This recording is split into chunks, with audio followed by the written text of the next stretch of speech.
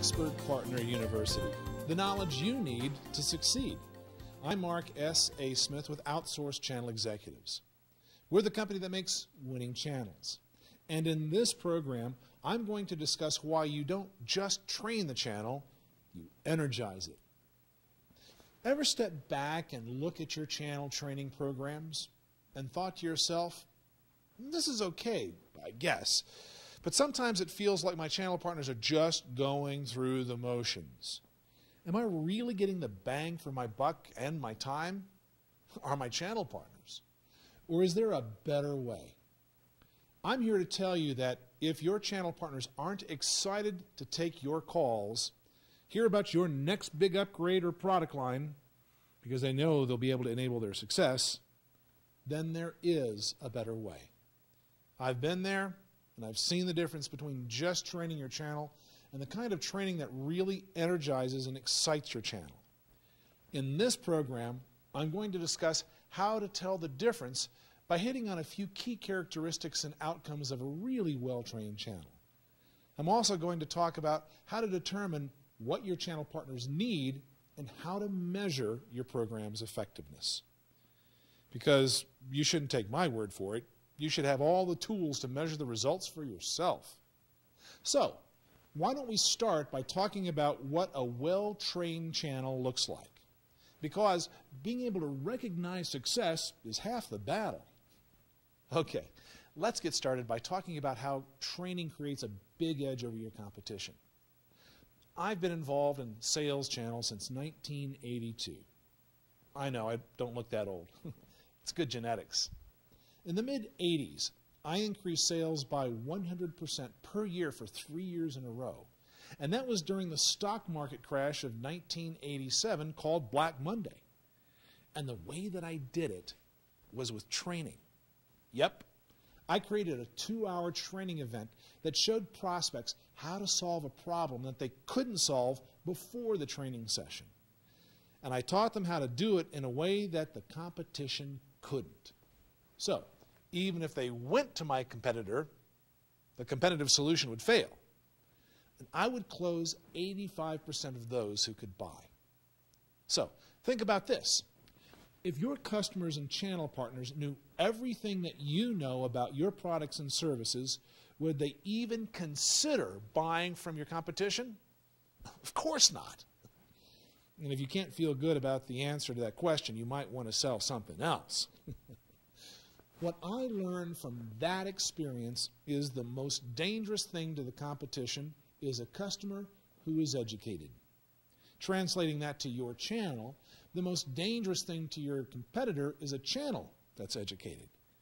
And that education is your responsibility. A well-trained channel is loyal because they're excited and confident about selling your offering. Consider this. Your channel partners are only going to talk with their customers about products and services that they feel confident about. If there's any concern about an offering, partners will be very reluctant to recommend it unless the customer demands to buy it. You see, channel partners guard their reputation because it's all they have. If a customer feels that if a product or service didn't live up to the promises made by the channel partner, that customer becomes reluctant to listen to future recommendations. And there goes the trusted advisor relationship. On the other hand, if the channel partner is excited and confident about your offering, and it's easy for them to get good support, and if there's good margin to be made, they'll keep coming back to you with orders. And they'll show up for your training events, all of them. Keep in mind that a channel partner's participation is completely voluntary. It's not like they're employees where you can make training mandatory. They don't have to pay attention to you. They don't have to attend your training. They don't have to read your communication. They don't have to attend your teleconferences and webinars. You have very little control over their behavior other than to influence them with your relationship. Yet, when you create a channel training that is exciting and relevant and meaningful to your partners, they will look forward to it and they will make your training a priority. This becomes even more so when your competitors' training events are dry and boring and irrelevant. Unfortunately, many corporate training programs miss the mark. They're company-centric instead of being channel partner-focused. They're full of meaningless and useless fluff about the company and product and don't discuss how to sell the product. If the presentation is delivered by multiple corporate people, each in their own silo with their own agenda, there's often a great deal of overlap as each one delivers the company boilerplate over and over again. See, nobody coordinates the presentation content to make sure that there is a cohesive and relevant flow of ideas. Recognize this pattern? If your channel training is like this, is there any wonder that channel partners don't want to attend? Now, sure, you can attach certifications, incentives, and rebates to motivate attendance, but if the content doesn't hit the mark, not only will you lose the faith of your channel partners, you'll have wasted dollars in a program that didn't get the outcome you wanted. So, here are a few ideas about how to make your channel training event exciting and meaningful.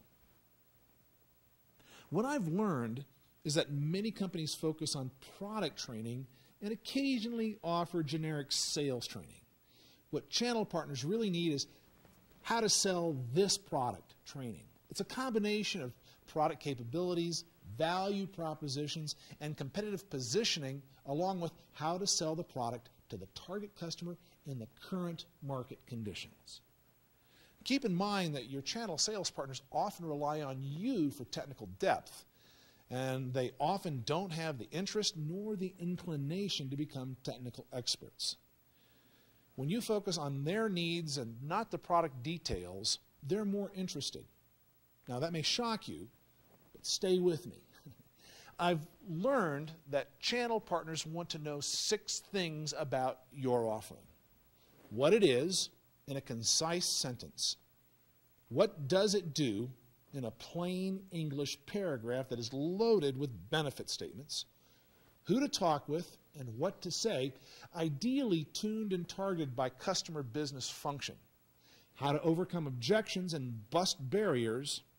The process of making the deal, and how to make more money once the customer says yes. Notice they don't want to know how it works. They just want to know how to sell it. We've found that the biggest barrier to a well-trained channel partner is past training events that were irrelevant and poorly executed. I often hear from partners attending our events, I was planning on leaving at lunchtime. Most of these programs are so bad, but I've rearranged my afternoon so that I can stay all day. Partners are grateful for usable content that truly considers their challenges and priorities. One of the reasons why our company got into this business is because we identified that there's a big gap between what our companies say that they want their channel training to be like and what it's actually like. Well, everyone wants to sell solutions. It's hard to put these solutions together when there are so many silos. So, we pulled together the content from lots of locations and create a cohesive and meaningful message that really connects with the channel. But I'm getting ahead of myself. Creating a training event that aligns your channel partners' needs creates strong relationships that lead to long-term growth. They'll show up next time you hold an event because they know they had better do so or they'll miss out on a big opportunity. And that brings us to the end of this segment of the program. In the next segment, I'll share with you how to determine what your channel partners need and how to measure your channel training results. I'm Mark S. A. Smith, and I'll see you in the next segment.